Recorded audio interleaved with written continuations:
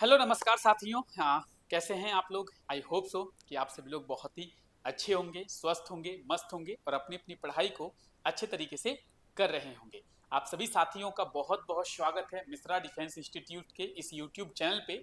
और हम लोग इस टाइम पे क्या कर रहे थे? तो इकोनॉमिक्स पढ़ रहे थे। हम लोग पिछले क्लास में इकोनॉमिक्स शुरू किए थे और पिछले क्लास में हम लोग इकोनॉमिक्स के इंट्रोडक्शन का पार्ट जो है वो देखा था।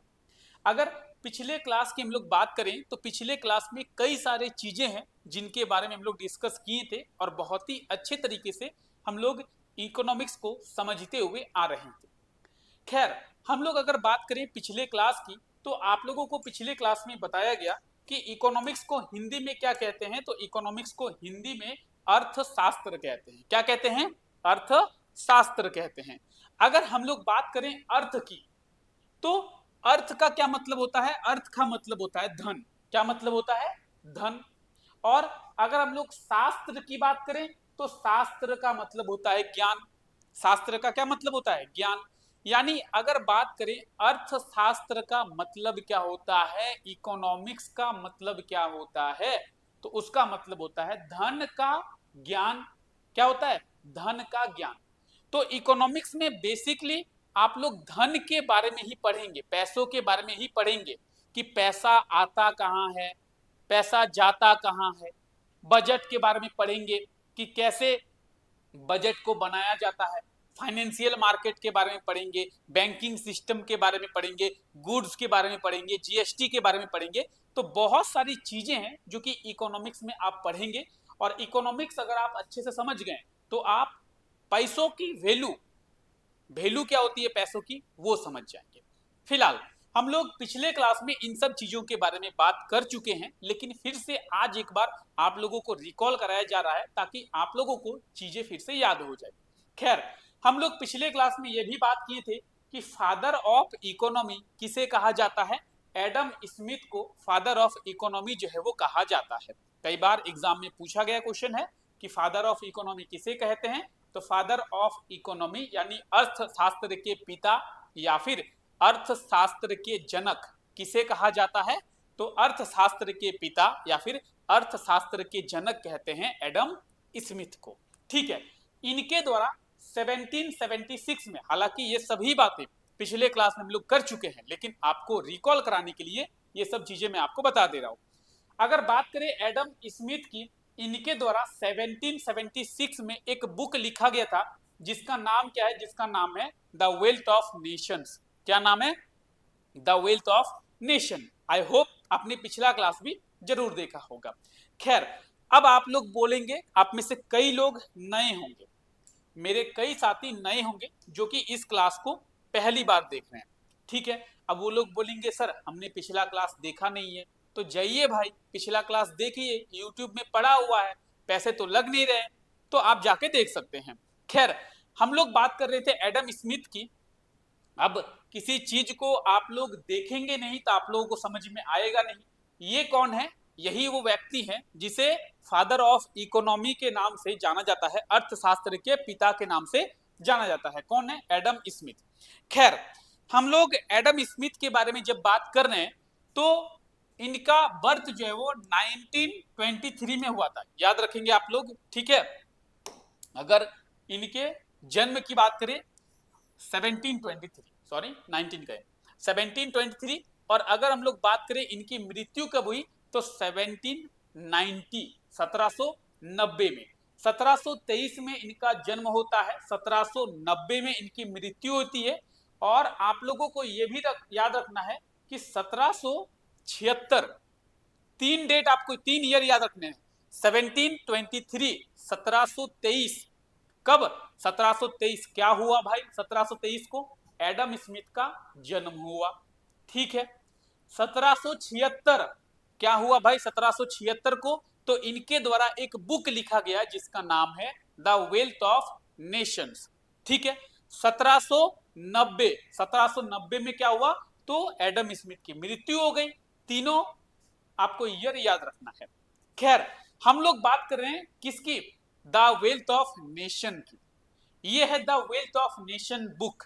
और इस बुक के बारे में कई बार एग्जाम में पूछा गया है, कई बार, कि the wealth of nation book के राइटर का नाम क्या है, the wealth of nation book के ऑथर कौन है, तो एडम स्मिथ, याद रहेगा। ठीक है, बेसिक बेसिक चीजें हैं जो कि पिछले क्लास में आप लोगों को बताई गई थी। आइए आगे बात करते हैं। साथ ही साथ आप लोगों को यह भी बताया गया था मैक्रो इकोनॉमी क्या है, माइक्रो इकोनॉमी क्या है। तो इकोनॉमिक्स के दो टाइप होते हैं, मैक्रो इकोनॉमिक्स और माइक्रो इकोनॉमिक्स। फिलहाल अगर आपको डेफिनेशन जानना है या फिर नोट्स बनाना है तो यहाँ पे पूरा डिटेल्स दिया हुआ रिटन फॉर्मेट में, यहाँ से आप अपने नोट्स बना सकते हैं। अगर आप में से किसी को स्क्रीनशॉट लेना हो तो स्क्रीनशॉट ले सकता है। खैर, हम लोग बात करेंगे इसके बारे में कि क्या होता है मैक्रो इकोनॉमिक्स, क्या होता है माइक्रो इकोनॉमिक्स। अगर किसी इकोनॉमी को एक बड़े लेवल पर मेजर किया जाता है उसे कहते हैं मैक्रो, और अगर किसी इकोनॉमी को एक छोटे स्तर पर मेजर किया जाता है तो उसे कहते हैं माइक्रो। माइक्रो में आय होता है, पेन ले लेते हैं, चलिए पेन का कलर कर लेते हैं रेड। माइक्रो में आय होता है, इस आय का मतलब होता है इंडिविजुअल। क्या मतलब होता है? इंडिविजुअल। तो जहां पे भी आय देखे इंडिविजुअल यानी छोटा लेवल, तो माइक्रो इकोनॉमी में छोटे लेवल पर इकोनॉमी को मेजर किया जाता है, और मैक्रो इकोनॉमी में एक बड़े स्तर पर, एक बड़े लेवल पर क्या किया जाता है? इकोनॉमी को मेजर किया जाता है। अगर एग्जाम्पल की बात करें कि सर मैक्रो इकोनॉमी का एग्जाम्पल क्या होगा, अगर किसी कंट्री के इकोनॉमी को मेजर करना है तो वो मैक्रो इकोनॉमी में होगा। अच्छा सर, माइक्रो इकोनॉमी में क्या है? एक किसी गांव के या फिर किसी शहर के इकोनॉमी को मेजर करना है तो वो होगा माइक्रो इकोनॉमिक्स। अगर हम लोग बात करें मिश्रा डिफेंस इंस्टीट्यूट की, तो मिश्रा डिफेंस इंस्टीट्यूट है कहां पे? तो ये कहां पे है? रांची में है, रांची लालपुर में है। तो अगर रांची के इकोनॉमी को मेजर करना हो तो फिर उसे क्या कहेंगे? उसे कहेंगे माइक्रो इकोनॉमिक्स। अच्छा, पूरे भारत के इकोनॉमी को अगर मेजर करना हो तो फिर मैक्रो इकोनॉमिक्स। ठीक है, तो बड़े लेवल पर जब किसी इकोनॉमी को मेजर किया जाता है मैक्रो, और छोटे लेवल पर उसे कहते हैं माइक्रो। हालांकि डेफिनेशन यहां पे दिया हुआ है, आप जाके देख सकते हैं। खैर, और क्या बताया गया था पिछले क्लास में? और पिछले क्लास में आप लोगों को बताया गया था मार्केट के बारे में। क्या बताया गया था? मार्केट के बारे में। देखिए, ये दूसरा क्लास है, इसलिए आप लोगों को रिकॉल कराया जा रहा है ताकि आप लोग जो है चीजें याद कर ले, क्योंकि इकोनॉमिक्स हम लोग रिसेंटली स्टार्ट किए हैं तो आपको मजा भी आएगा। खैर, हम लोग बात कर रहे थे मार्केट के बारे में। मार्केट के बारे में भी आप लोगों को बताया गया था कि मार्केट क्या है भाई। तो ऐसी एक जगह या फिर ऐसी एक व्यवस्था जहां पे किसी भी प्रोडक्ट को बाई किया जाता है और सेल किया जाता है, उसे ही मार्केट कहते हैं। आप अगर जाते हैं कुछ खरीदने के लिए, मान लेते हैं कि आपको कपड़ा खरीदना है, तो आपको जब कपड़ा खरीदना है तो आप बोलेंगे सर मैं मार्केट जा रहा हूं कपड़ा खरीदने के लिए। तो मैं बोलूंगा मार्केट क्यों जा रहे हैं? क्योंकि वहां पे कपड़ा बिक रहा होगा बिक रहा होगा। ठीक है, आप क्या करने जा रहे हैं? खरीदने। तो मार्केट में क्या होता है? सेल भी किया जाता है और बाय भी किया जाता है। कुछ लोग सेल करते हैं, कुछ लोग बाय कहते हैं, बाय करते हैं, उसे कहते हैं मार्केट। यानी एक ऐसी जगह या फिर एक ऐसी व्यवस्था जहां पे गुड्स या प्रोडक्ट्स सेल भी किया जाता हो और बाय भी किया जाता हो। ठीक है, मार्केट की अगर बात करें, वेरियस टाइप के मार्केट्स होते हैं, कई तरीके के मार्केट होते हैं। उनमें से एक होता है परफेक्ट मार्केट यानी पूर्ण बाजार, एक होता है इम्परफेक्ट मार्केट यानी अपूर्ण बाजार। अब ये परफेक्ट मार्केट क्या होता है, इम्परफेक्ट मार्केट क्या होता है, बहुत ही आसानी से चीजों को समझेंगे। खैर, आइए डिस्कस करते हैं। परफेक्ट मार्केट की अगर बात करें, ऐसा बाजार जहां पे बहुत तरीके के लोग सामान बेच रहे हैं और बहुत लोग सामान खरीद रहे हैं। इसका क्या मतलब है कि ना ही सामान बेचने वालों की कमी है और ना ही सामान खरीदने वालों की कमी है, उसे कहते हैं परफेक्ट मार्केट। अगर आप बोलेंगे सर एग्जाम्पल, आप लोग कभी सब्जी लेने गए हैं महाराज, अगर आप लोग सब्जी लेने गए होंगे तो आप देखेंगे बहुत लोग हैं, लाइन बाय लाइन लगे हुए हैं, सब्जी बेच रहे हैं। और एकदम बहुत लोग हैं जो कि क्या कर रहे हैं, सब्जी खरीद रहे हैं।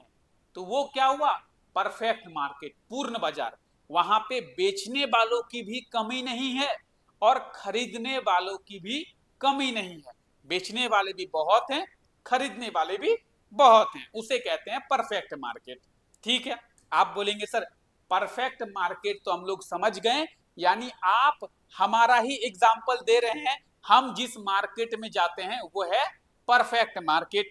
आप कपड़ा लेने जाते होंगे, आप सब्जी लेने जाते होंगे, आप फ्रूट्स लेने जाते होंगे, तो वो हो गया परफेक्ट मार्केट। तो सर इम्परफेक्ट मार्केट क्या है और ये कौन सा मार्केट है सर? इम्परफेक्ट मार्केट वो मार्केट होता है जहां पे सेलर्स बहुत ज्यादा नहीं होते हैं। आप बोलेंगे सर मतलब ये कि यहाँ पे आपको कुछ सेलर्स मिलेंगे, कुछ, बहुत ज्यादा सेलर्स आपको देखने को नहीं मिलेंगे, उसे कहते हैं इम्परफेक्ट मार्केट, यानी अपूर्ण। यहाँ पे या तो सेलर कम होंगे या तो बायर कम होंगे। अच्छा, क्राइटेरिया क्या रहेगा इसका, कंडीशन क्या रहेगा? कंडीशन ये कि सेलर कम है और बायर बहुत ज्यादा, या तो क्या होगा, बायर कम है, सेलर बहुत ज्यादा। अगर सेलर कम होंगे और बायर बहुत ज्यादा होगा, आप जैसे समझिए कि दो लोग आम बेच रहे हैं और आम खरीदने के लिए 100 लोग हैं, तो बेच कितने रहे हैं, 2 लोग, खरीदने के लिए कितने लोग हैं, 100 लोग। उस केस में क्या होगा, आम की रेट बढ़ेगी, आम की कीमत बढ़ जाएगी, क्योंकि बेचने के लिए 2 ही लोग हैं और खरीदने के लिए 100 लोग। अच्छा, कंडीशन 2, अगर खरीदने के लिए 2 लोग हैं और बेचने के लिए 100 लोग, खरीदने के लिए 2 ही लोग हैं, आम खरीदने के लिए 2 लोग आए हैं और बेच कितने रहे हैं, 100 लोग, तो उस केस में क्या होगा, रेट कम हो जाएगा, प्राइस क्या होगी, कम होगी। जब 2 लोग हैं खरीदने के लिए, बेच कई लोग रहे हैं, तो क्या होगा, जो सस्ता देगा उसी के पास खरीदेंगे, है कि नहीं? अरे बहुत लोग आम बेच रहे हैं, तो मुझे जो सस्ता देगा उसी से हम खरीदेंगे। हम जाएंगे इसके पास, भाई आम कितना किलो, 100 रुपया, हम नहीं लेंगे। हम जाएंगे उसके पास, भाई आम कितना किलो, 90 रुपया, नहीं लेंगे। भाई हम जाएंगे उसके पास, आम कितना किलो, 80 रुपया, दे दो भाई। तो सस्ता जो देगा उससे खरीदेंगे। यानी आप मोटे मोटे तौर पर यह समझ पा रहे हैं कि अगर बायर्स ज्यादा हुए तो फिर प्राइस कम होता है, चीजें सस्ती मिलती है। ठीक है, अगर सेलर्स ज्यादा हो गए इसका मतलब प्राइस बढ़ती है, कीमत जो है वो बढ़ जाती है। तो उसे कहते हैं इम्परफेक्ट मार्केट। इम्परफेक्ट मार्केट में या तो बायर्स कम होते हैं या तो सेलर्स कम होते हैं। अगर बायर्स भी बहुत ज्यादा हैं, सेलर्स भी बहुत ज्यादा हैं, तो वो इम्परफेक्ट मार्केट नहीं है, वो है perfect market. I hope so कि इतनी चीजें आपको समझ में आ गई होंगी। इम्परफेक्ट मार्केट की बात करेंगे, इम्परफेक्ट मार्केट में आपको देखने को मिलेगा मोनोपोली, इम्परफेक्ट मार्केट में आपको देखने को मिलेगा ओलिगोपोली, इम्परफेक्ट मार्केट में आपको देखने को मिलेगा डुओपोली। खैर ये सब चीजें क्या है, इसके बारे में पिछले क्लास में हम लोग बहुत अच्छे से बातें किए थे।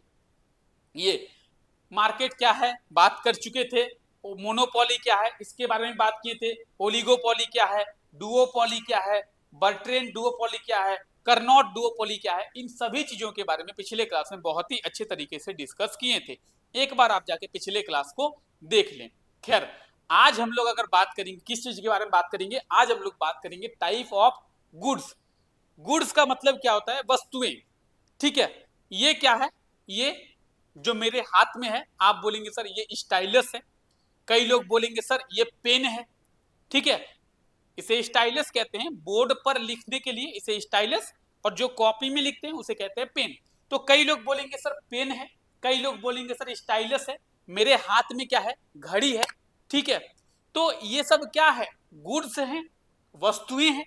मैंने एक वस्तु पहन के रखा है जो कि है घड़ी, मैं इस वस्तु का यूज कर रहा हूं, इस गुड्स का यूज कर रहा हूं, तो ये सब क्या है, गुड्स है। तो आज हम लोग उसी के बारे में पढ़ेंगे, टाइप ऑफ गुड्स, वस्तुएं के प्रकार। आइए समझते हैं टाइप ऑफ गुड्स के बारे में। ठीक है, तो एक बार क्लास को लाइक कर दिया जाए, क्लास को एक बार लाइक कर दिया जाए। अगर अच्छा लग रहा है, समझ में आ रहा है इकोनॉमिक्स, मजा आ रहा है, तो क्लास को भी लाइक कर दीजिए। आपके एक लाइक से हमें मोटिवेशन मिलता है, जिससे हम आपके लिए कंटिन्यू मेहनत कर पाते हैं। तो एक बार हमारे लिए इस क्लास को लाइक कर दें। ठीक है, चलिए अब आइए हम लोग टाइप ऑफ गुड्स के बारे में पढ़ते हैं। गुड्स क्या है? हमारी जरूरतों को जो चीज पूरा कर रही है उसे कहते हैं गुड्स। हालांकि डेफिनेशन दिया हुआ है, आप देख सकते हैं, लेकिन मोटे मोटे तौर पर अगर हम लोग बात करें गुड्स क्या है भाई, तो हमारी जो जरूरत है उसे पूरा करे वो सभी गुड्स है। आप बोलेंगे सर एग्जाम्पल, नहीं समझ में आया, आइए समझते हैं। आपको भूख लग रही है, आप बोलेंगे हाँ सर लग रही है। आप खाना खाएंगे, रोटी खाएंगे, चावल खाएंगे, दाल खाएंगे, सब्जी खाएंगे, क्या है वो? गुड्स। आपकी जरूरत पूरा हुई, आपको खाना की जरूरत थी, आपको रोटी की जरूरत थी, आपने खाया। क्यों खाया? आपको भूख लग रही थी, आपको जरूरत थी। तो वैसे प्रोडक्ट या फिर वो चीजें जो हमारे जरूरत को पूरा करे उसे कहते हैं गुड्स। हमारे जरूरत को पूरे करने वाली वस्तुओं को गुड्स कहते हैं। ठीक है, आप समझ गए। जो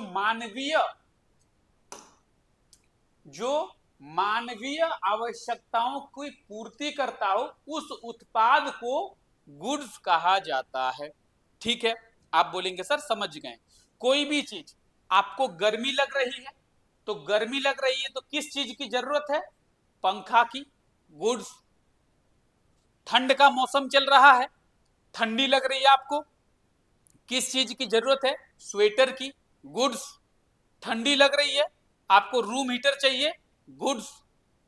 प्यास लग रही है, पानी पीना है, गुड्स। तो वैसा कोई भी उत्पाद, वैसा कोई भी प्रोडक्ट जो आपके क्या चीज को, जरूरत को, नीड्स को पूरा करे, वो क्या है? गुड्स है। ठीक है, आप बोलेंगे सर इतना हमें समझ में आ गया कि गुड्स क्या है। वेरियस टाइप के गुड्स भी होते हैं। ठीक है, अभी आगे उनके बारे में हम लोग पढ़ेंगे। आइए अब हम लोग गुड्स के सर्कल को देखते हैं। ठीक है, आप लोग नोट डाउन करते हुए चलिएगा, इसका भी आपको अभी मौका दिया जाएगा स्क्रीनशॉट लेने का या फिर नोट डाउन करने का। खैर, अगर आप में से किसी को ये नोट डाउन करना है तो एक बार से नोट डाउन कर लें।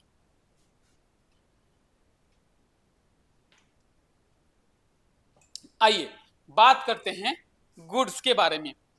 सबसे पहले अगर हम लोग बात करें किस चीज की, डिजायर की, गुड्स का सर्कल देखेंगे। डिजायर, डिजायर का क्या मतलब होता है? डिजायर का मतलब होता है इच्छा। अगर हम कोई सामान लिए, आप बोलेंगे सर क्या मतलब सामान ली? मैंने ये घड़ी परचेज किया है, मैंने ये घड़ी खरीदा है।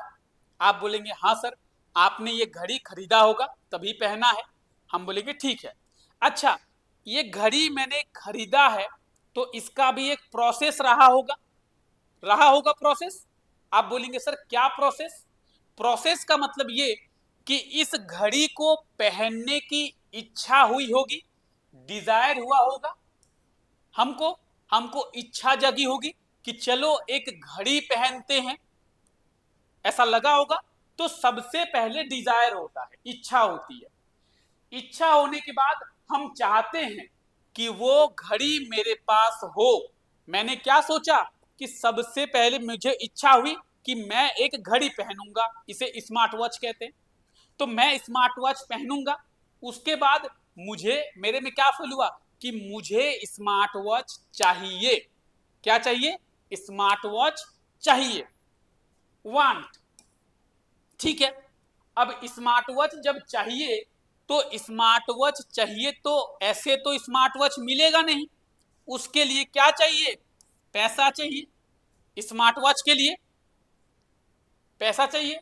ठीक है, मान लेते हैं कि मेरे पास पैसा हो गया।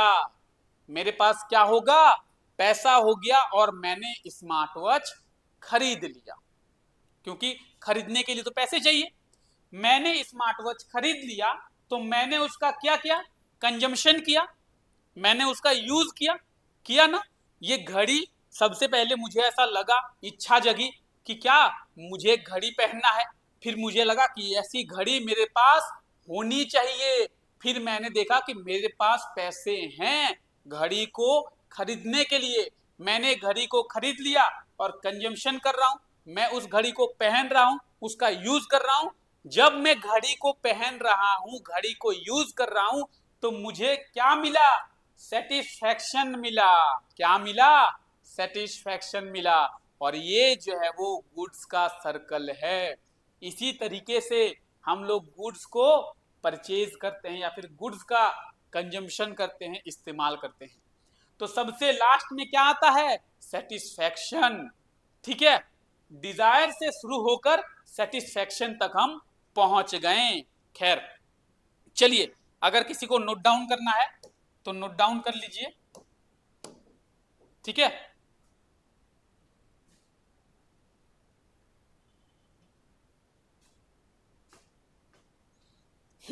चलिए आगे बढ़ते हैं। आई होप सो कि आप लोगों ने नोट डाउन कर लिया होगा। अब आइए हम लोग गुड्स के बारे में पढ़ते हैं। गुड्स क्या है, सबसे पहले आपको दिया हुआ है बेसिक गुड्स। क्या है, बेसिक गुड्स। बेसिक गुड्स यानी आवश्यक वस्तुएं। Basic goods as those goods and services that meet object human needs, यानी जो जीवन को स्थिर रखने के लिए आवश्यक हो, उस गुड्स को बेसिक गुड्स कहते हैं। आप बोलेंगे सर ये किताबी भाषा हमें समझ में नहीं आई, कोई बात नहीं है, हम लोग अपने लैंग्वेज में बात करेंगे। क्या है basic goods, sir basic goods वे गुड्स हैं जो हमें डेली लाइफ में यूज करना होता है। आप बोलेंगे सर जैसे, जैसे रोटी चाहिए सर, जैसे सब्जी चाहिए सर, जैसे चावल चाहिए सर, जैसे दाल चाहिए सर, जैसे चाय पीना है शुगर चाहिए सर, जैसे चाय पीना है दूध चाहिए सर।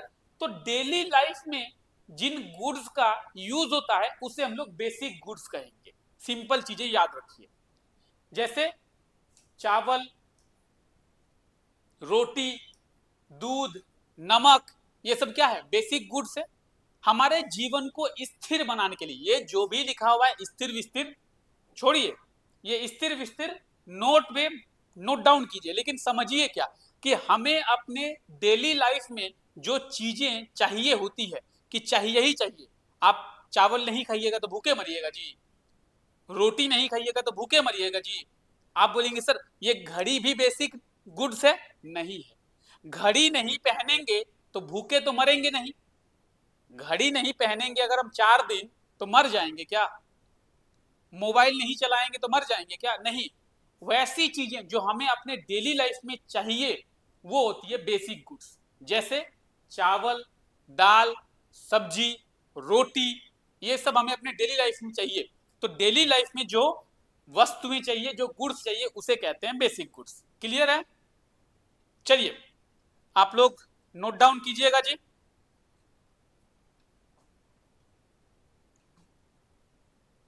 कर लीजिए नोट डाउन। अच्छा, basic goods I hope so कि आप लोगों को समझ में आ गया होगा। आइए आगे बढ़ते हैं और एसेंशियल गुड्स के बारे में, जरूरत की वस्तुएं।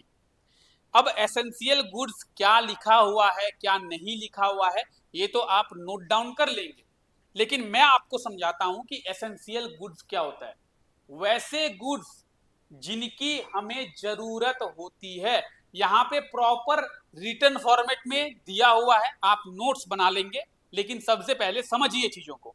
एसेंशियल गुड्स क्या है, एसेंशियल गुड्स वे गुड्स होते हैं, जरूरत की वस्तुएं वे वस्तुएं होती है जिनके साथ हम कॉम्प्रोमाइज नहीं कर सकते।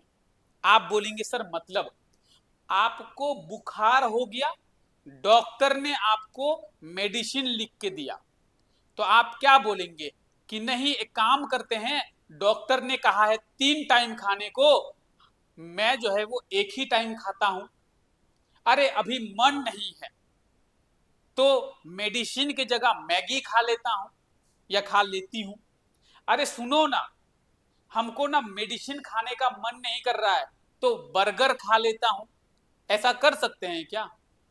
जैसे हम लोग करते हैं कि चलो रोटी खाने का मन नहीं है तो बर्गर खा लेते हैं, चावल खाने का मन नहीं है तो मोमो खा लेते हैं, पिज्जा खा लेते हैं।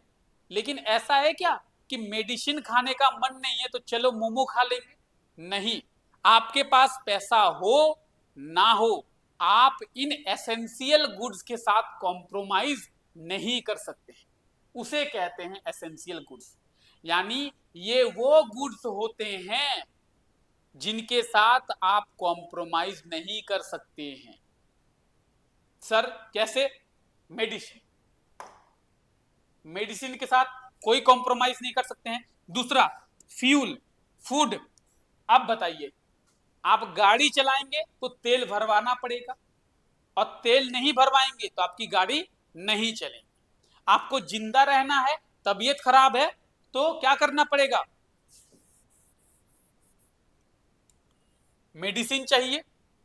दूसरी बात, आपको जिंदा रहना है तो पानी पीना ही पड़ेगा, पानी के साथ कॉम्प्रोमाइज नहीं कर सकते हैं कि चलो भाई आपको बहुत प्यास लग गई है, बहुत बहुत प्यास लग गई है, तो आप क्या करेंगे? चलो भाई हमको प्यास लग गई है तो एक बर्गर खा लेते हैं। करेंगे क्या आप कि प्यास लग गई है बहुत ज्यादा तो बर्गर खा लेते हैं, प्यास लग गई है तो पिज्जा खा लेते हैं? नहीं भाई, एसेंशियल गुड्स के साथ कोई कॉम्प्रोमाइज नहीं होगा, चाहिए ही चाहिए, ये हमारी जरूरत है। अगर हम रोटी नहीं खाएंगे, चावल खा लेंगे तो हो जाएगा, काम चल जाएगा। अगर चावल नहीं खाएंगे, पिज्जा खा लेंगे तो काम चल जाएगा। लेकिन मेडिसिन दिया है बुखार का और खाएंगे आप सर्दी का तो काम चलेगा? भूख लगा है, रोटी की जगह चावल खा सकते हैं, लेकिन बुखार की मेडिसिन की जगह आप सर्दी का मेडिसिन नहीं खा सकते हैं। इनके साथ कॉम्प्रोमाइज नहीं होता है। अगर आप इनके साथ कॉम्प्रोमाइज किए तो भगवान आपके साथ कॉम्प्रोमाइज कर देगा, सिंपल सी बात है। तो ये होती है एसेंशियल गुड्स। खैर, नोट्स बना लेंगे, या तो स्क्रीनशॉट ले लें या फिर जो लोग लिख रहे हैं वो लोग एक एक चीज को नोट डाउन करते हुए चले। आइए, आई होप आप लोग एसेंशियल गुड्स समझ गए होंगे। ठीक है, अब आइए हम लोग बात करते हैं इंफीरियर गुड्स की, सस्ती वस्तुएं। क्या मतलब होता है इंफीरियर गुड्स का? इंफीरियर गुड्स का मतलब होता है कि वे गुड्स जो प्राइस के हिसाब से अपने क्वालिटी को जस्टिफाई करता हो। आप बोलेंगे सर क्या मतलब है प्राइस के हिसाब से अपने क्वालिटी को जस्टिफाई करता हो? अच्छा, आप लोगों ने शूज पहनते होंगे, आप लोगों ने शूज पहना ही होगा, शूज पहनते भी होंगे। एक नॉर्मल शूज आता है 200-250 का, एक शूज आता है पूमा का 4000, कैंपस का लेंगे तो 1000-1200। तो चलिए एग्जाम्पल लेते हैं, एक 250 का आप शू ले लिए और एक ले लिए कैंपस का 1000 के शूज। 250 के शूज और 1000 के शूज, तो क्या दोनों सेम होंगे? कैंपस का शूज और जो रास्ते में मिलता है वो शूज दोनों सेम होंगे? नहीं होंगे। कैंपस का अगर 1000 ले रहा है तो 1000 में वो कुछ दे रहा होगा। अगर 250 में आपको जो जूता मिला है 250 ले रहा है तो उसमें कुछ कमी होगी। आप बोलेंगे सर शूज तो दोनों है, हाँ जी दोनों है, लेकिन अपने अपने प्राइस के हिसाब से दोनों जस्टिफाई करता है। ऐसा तो है नहीं कि 250 में आपको एकदम कैंपस वाला शूज मिल जाएगा, नहीं। तो उसे ही कहते हैं इंफीरियर गुड्स, सस्ती वस्तुएं। सस्ती वस्तुएं वो होती है जो अपने प्राइस के हिसाब से अपने क्वालिटी को जस्टिफाई करता हो। और मिडिल क्लास लोग जो है ज्यादातर इंफीरियर गुड्स का ही यूज करते हैं। मिडिल क्लास के पास इतना ज्यादा पैसा नहीं होता है कि वो जाके पूमा या नाइकी के शूज पहने, तो वो 250, 300, 400 के ही शूज पहनता है। तो अगर बात करें मिडिल क्लास की मिडिल क्लास के लोग ज्यादातर जो है वो इंफीरियर गुड्स का ही यूज करता है। ठीक है, क्लियर? अच्छा, जो लोग देख रहे हैं इस क्लास को वो लोग बताएंगे कि आप लोग कौन कौन सा शूज पहनते हैं महाराज। ठीक है, तो कमेंट करके जरूर बताएं। ठीक है, आइए आगे बात करें। समझ में आ गया इंफीरियर गुड्स क्या है, सस्ती वस्तुएं क्या है। सस्ती वस्तुएं जो है अपने क्वालिटी के हिसाब से अपने प्राइस को जस्टिफाई करता है, या फिर अपने प्राइस के हिसाब से उसमें जो क्वालिटी मिलती है उसको जस्टिफाई करता है। भाई 200 रुपये में तुमको चिकन ही मिलेगा, मटन नहीं मिलेगा। मटन खाना है तो 700। तो मटन में और चिकन में फर्क होता है भाई, मटन की क्वालिटी और चिकन की क्वालिटी दोनों में फर्क है। तो प्राइस के हिसाब से मटन अपने आप, चिकन अपने आप को जस्टिफाई कर रहा है, 200 के हिसाब से जस्टिफाई कर रहा है। 200 में आप खोजेंगे मटन तो मिलेगा नहीं ना महाराज। तो सेम चीजें हैं। खैर, ये होगी इंफीरियर गुड्स यानी सस्ती वस्तुएं। आइए, जिस किसी को नोट डाउन करना है वो कर सकता है।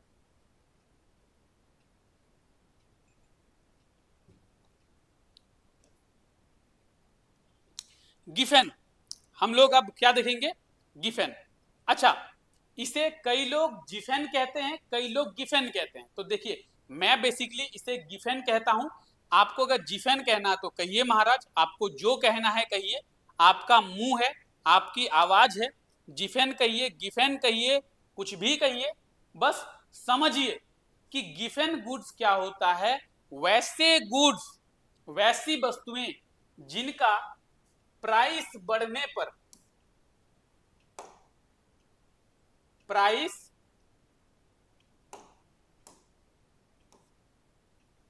बढ़ने पर क्या होता है, उनका कंजम्पशन बढ़ जाता है। प्राइस बढ़ने पर उनका कंजम्पशन जो है वो क्या हो जाता है, बढ़ जाता है। आप बोलेंगे सर आप क्यों पागल बना रहे हैं हमें? अगर किसी चीज की प्राइस बढ़ेगी तो उसका कंजम्पशन बढ़ेगा क्या? आप बोलेंगे सर ये तो आप गलत पढ़ा रहे हैं। गलत नहीं है, प्राइस बढ़ने पर हम उस चीज को कम यूज करेंगे।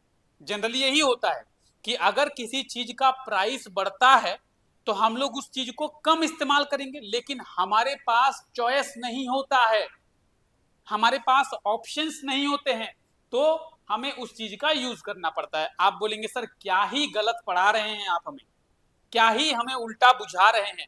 कोई बात नहीं, आइए समझते हैं।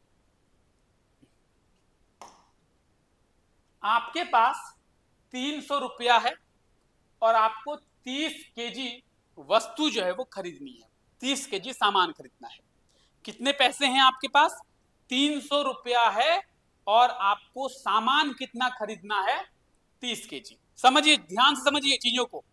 ठीक है, आप बोलेंगे ठीक है सर, मान लेते हैं कि चावल, चावल क्या है, 20 रुपया किलो है।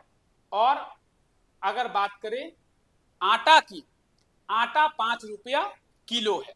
ठीक है, 300 रुपये में 30 किलो आपको सामान खरीदना है।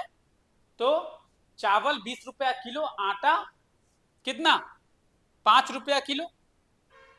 ठीक है, एक काम करते हैं, हम लोग खरीदते हैं। ठीक है,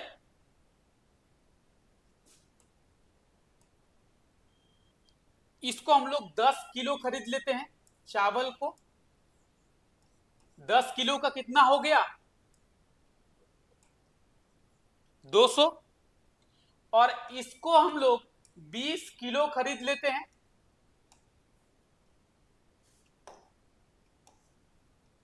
ठीक है, 20 किलो का कितना हो गया, 100 रुपया। तो 300 रुपये में हमारा कितना हो गया, 30 केजी। समझिए ध्यान से, चावल 20 रुपया किलो, 10 किलो खरीद लिया 200 रुपये का। आटा 5 रुपया किलो, 20 किलो खरीद लिया 100 रुपये का। 300 रुपये में 30 किलो सामान हमारा आ गया। आप बोलेंगे सर हाँ आ गया। अब क्या हुआ, चावल का कीमत वही है लेकिन आटा का कीमत बढ़ गया। आटा 5 रुपया था, यहां पे आटा हो गया कितना, 8 रुपया। ठीक है, अब देखते हैं क्या होगा। अब हम अगर चावल 20 किलो खरीद 10 किलो ले लेंगे, तो 10 किलो चावल ले लेंगे तो हमारा 200 रुपया चला गया, 200 रुपया चला गया। ठीक है, 200 रुपया चला गया, बचा कितना, 100 रुपया। 100 रुपये में 20 किलो सामान आएगा? अब नहीं आएगा।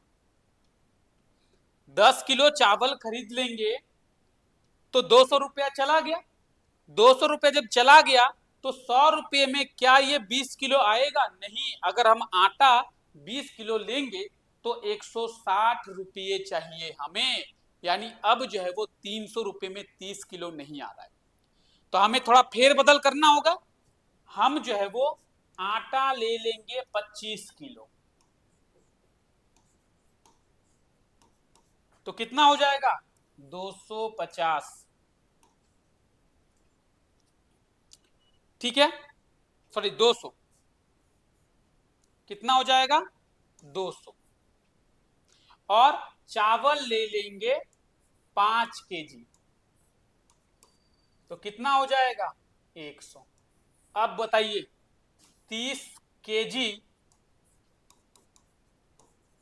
300 रुपये में हुआ, 30 केजी। अब सोचिए, जब आटा 5 रुपया था तो हम लोग 20 किलो खरीद रहे थे, आटा 8 रुपया हो गया तो हम लोग 25 किलो खरीद रहे हैं, यानी आटा का प्राइस बढ़ गया।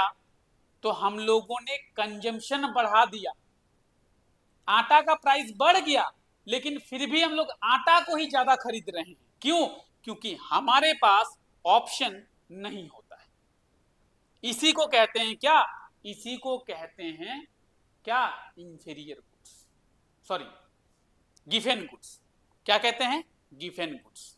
ठीक है, तो अगर किसी को स्क्रीनशॉट लेना हो तो स्क्रीनशॉट ले सकता है, या फिर अगर किसी को नोट डाउन करना है तो नोट डाउन करिए कि गिवन गुड्स क्या होता है। गिवन गुड्स वैसे गुड्स होते हैं जिनका प्राइस बढ़ने पर हम लोग उसका कंजम्पशन भी बढ़ा देते हैं। क्यों? हमारे पास मजबूरी होती है, हमारे पास दूसरे ऑप्शन नहीं होते हैं। देखिए यहाँ पे आटा का दाम बढ़ा है, 5 से 8 हुआ है। जनरली हमें आटा का कंजम्पशन कम करना चाहिए, लेकिन हम लोग ज्यादा कर रहे हैं। क्यों? क्योंकि हमारे पास ऑप्शन नहीं है। हम अब चावल नहीं खरीद रहे हैं, हम चावल को कम खरीद रहे हैं, आटा को ही ज्यादा खरीद रहे हैं। तो इसे कहते हैं क्या, गिवन गुड्स। समझ में आ रहा है? देखिए पहली बार अगर आप लोग given goods, essential goods, inferior goods पढ़ रहे हैं तो आपको थोड़ा तो तकलीफ होगी। इकोनॉमिक्स है भाई, थोड़ा तकलीफ होगा, लेकिन कंटिन्यू बने रहिए। चीजें आप जब छोटे थे ना तो एक ही बार में चलने नहीं सीख गए थे, या फिर आप एक ही बार में दौड़ नहीं लगाते, ओलंपिक का रेस में नहीं दौड़ दिए थे। आप एक कदम उठे होंगे फिर गिरे होंगे, फिर उठे होंगे फिर गिरे होंगे, फिर उठे होंगे फिर गिरे होंगे, तब जाके आप चलना सीखे हैं। और आप सोचते हैं कि एक ही बार में हमें इकोनॉमिक्स समझ में आ जाए, तब तो आप विद्वान बन जाएंगे महाराज। ठीक है, तो किसी भी चीज को करने के लिए आपको लगातार प्रैक्टिस करना होगा, कंसिस्टेंट रहना होगा। ठीक है, चलिए खैर आगे बात करते हैं। हम लोग मिटा दें, आइए।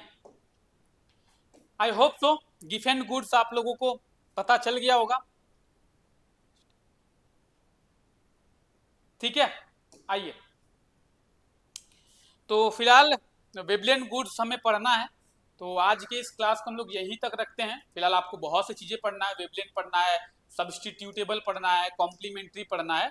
तो फिलहाल ये सब चीज़ें हम लोग नेक्स्ट क्लास में देखेंगे।